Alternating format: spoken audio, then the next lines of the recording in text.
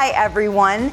Today we are going to do two dishes that come from Italy during the Festival of St. Joseph. So we're going to make a fish dish. We're going to do some branzino, which is actually Italian-American, but certainly a dish that's festive for holidays. So we'll do that, and we are also going to make Zeppoli di San Giuseppe, which is a dessert dish. So I can't wait for us to get started.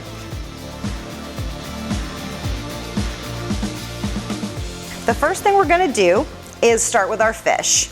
Now this is branzino, and when you purchase fish, you want to make sure that you get fish that smells like it came from the waters it came from. It shouldn't smell fishy. I know that sounds kind of ironic, but you want it to smell like fresh water. You also want to look, if you're getting it with the head on, you want to make sure that the eyes are not cloudy, that, you know, they look not alive, but kind of alive. I went ahead and had my fishmonger debone these. These are a thin fillet, and so trying to do this on your own, if your fishmonger can debone it for you, it's probably easiest. And then I did open it up and double check to make sure he did get all the pin bones out of the center. If they didn't, you want to have a pair of fish tweezers. Regular tweezers aren't going to work. Those are for your eyebrows, you know, not for fish. So make sure you have a good pair of fish tweezers if you need to catch anything that they missed.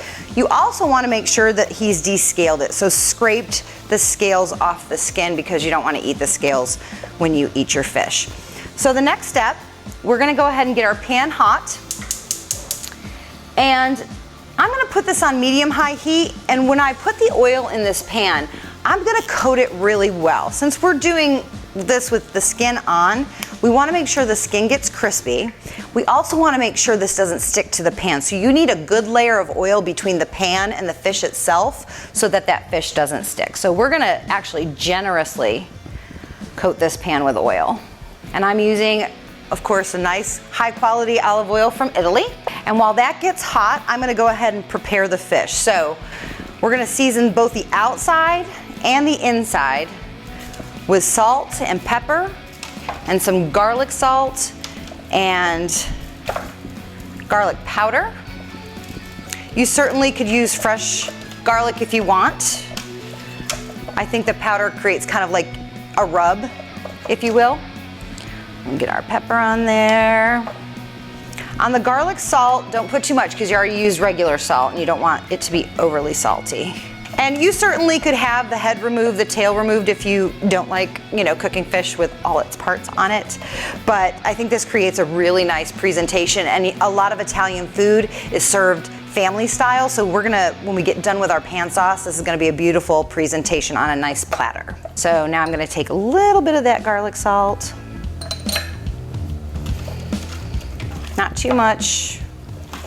Now let's get the inside. Oh, garlic powder. Can't forget that.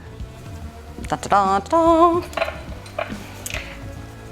And then we'll do the inside. On the inside, same thing. Salt, pepper, garlic salt, and garlic powder. So we're basically seasoning both layers. So you're getting flavor on both layers. And then we're gonna stuff it with some rosemary and some lemon. So let's just put some lemon slices there, nice rosemary sprig. So that flavor will kind of cook in there as that flesh cooks. Got that beautifully stuffed. Let's see. See, we've got that nicely coated. And we're gonna go ahead and put these in the pan.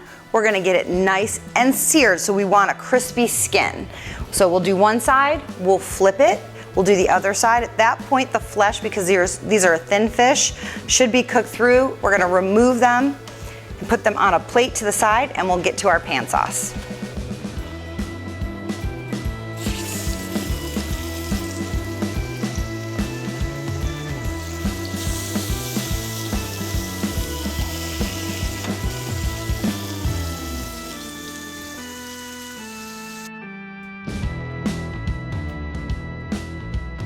Okay, so we've scored and seared the fish on both sides. You can tell that's nice and crispy. We've taken it out of the pan, and we're gonna let that rest, and it'll carry over cook just a little bit. So watch your doneness on your fish. You don't want it to be dry and overcooked. So you can take it out just a little bit before it's finished and it'll carry over cook while it's resting. So I'm gonna use the same pan because we're gonna pick up all those great flavors of the rosemary and the lemon.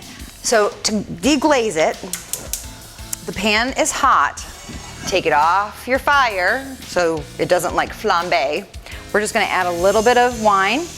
I'm using a white wine. It's from the Bastianich family, so definitely Italian. And you wanna make sure when you do use wine to cook with that you're using a wine you would drink, because the alcohol cooks off, but the flavors, those tasting notes that are in the wine are what's gonna impart flavor in your food. So now we can kind of turn the heat up. And I'm gonna take a wooden spoon. We're gonna just scrape the bottom of that pan and get all those brown bits, all that flavor goodness. And that will become part of our pan sauce. We'll give that just a second for that alcohol to kind of burn off. And then we're gonna toss in onion and fennel. This fennel, after I cut it, we did have it soaking in water. Fennel will brown very quickly if you don't keep it in some kind of like citric acid water. So water with a little bit of lemon will keep it nice and greenish white so that it doesn't brown. We're gonna add our fennel. We're gonna add our onion.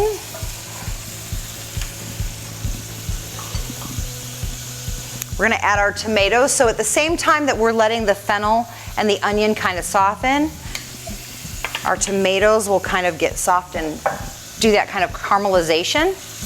And then we're gonna add some more rosemary, keeping the same flavor profile. And once this gets soft, we'll actually add just a little bit of tomato puree to kind of create more of a tomato base versus just the fresh vegetables. But we don't wanna add too much because I don't want this to be like a marinara sauce. So this will take just a minute and we'll get everything plated.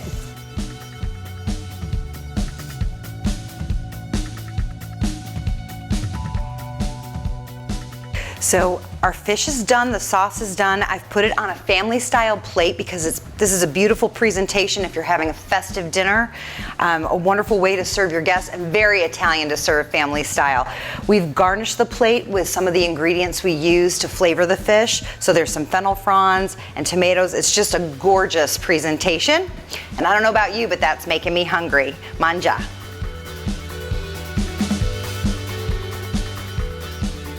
For our second recipe for our festive occasion, we are going to make Zeppoli. Zeppoli di San Giuseppe. And we're going to start by making our pastry cream so this can cool and set, and then we'll get to our fried pastry.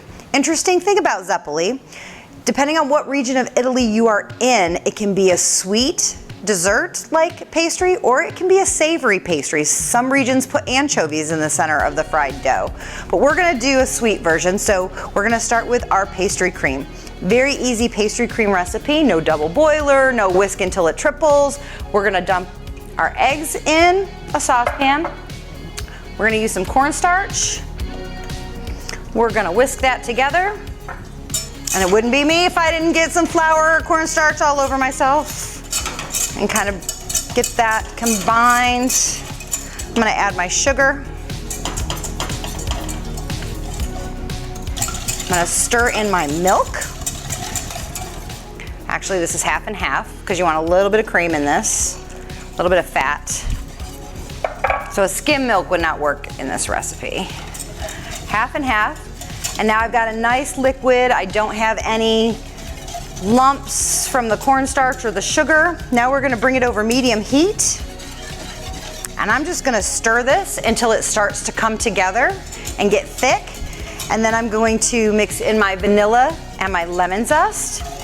So depending on how high you turn your heat, the quicker it'll come together. The thing you need to be careful of though is you don't wanna cook the eggs. So we don't wanna scramble our eggs in this because then you'll have a lumpy pastry cream. So you want it high enough. Help if it was on. I'm like, ooh, I smell a little gas. There we go. So I'm gonna start at about medium so I don't overcook those eggs. This will take just a minute to get thick. We'll add the lemon zest, the vanilla, and then to finish it, I'm gonna put a little butter in it because butter makes everything better.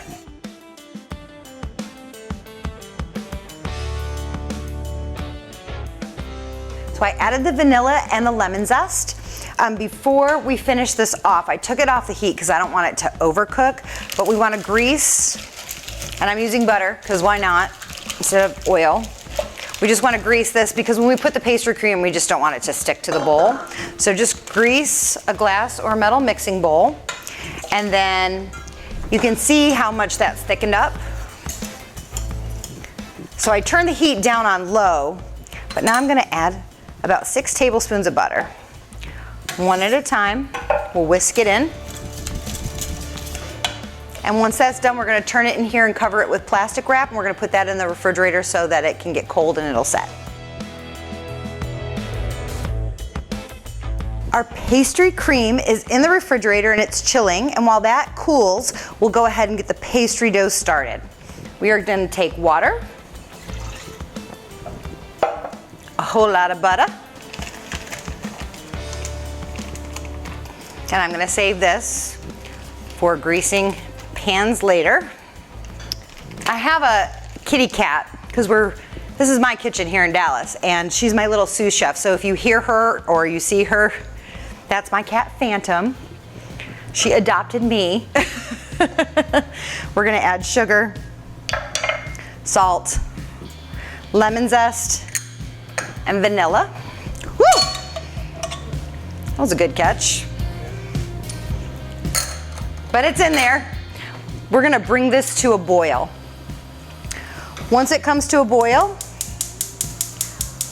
we're gonna take it off the heat. We're gonna stir in our flour rapidly off the heat.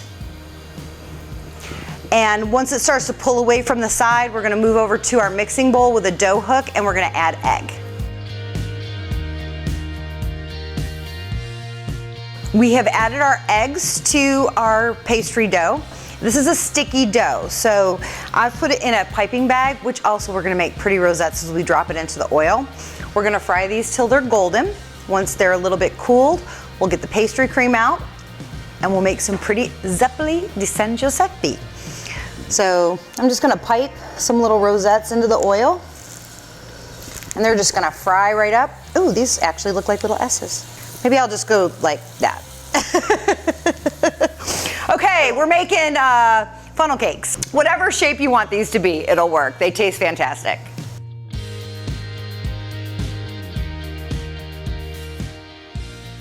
I'm gonna work on the shapes. You'll see what I mean when we come back. Okay, I think I figured out a way not to make them all long and squiggly. I do laugh because I can make desserts taste really good, but making them pretty is not my forte. I am piping this kind of in a rosette on a spoon, so it'll create more of like a puff, and then dropping that in the oil.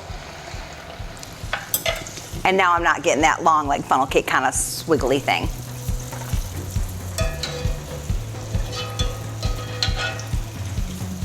And you're just gonna fry this till they're light and golden, and then we'll be ready to finish them off with the pastry cream and the cherries.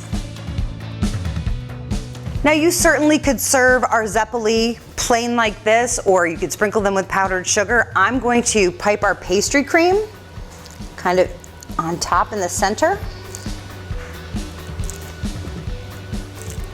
And then we have wild cherries and syrup from Italy.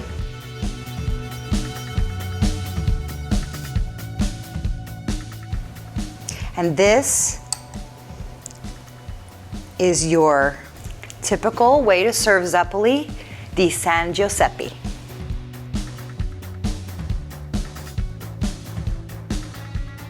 We did 2 wonderful recipes today to celebrate the Feast of St. Joseph, which is a holiday in the spring in Italy. We did our branzino and we did Zeppoli di San Giuseppe. Both festive, both beautiful plates. I hope you enjoy it. Go to my website for those recipes and follow me on social media. Ciao, ciao.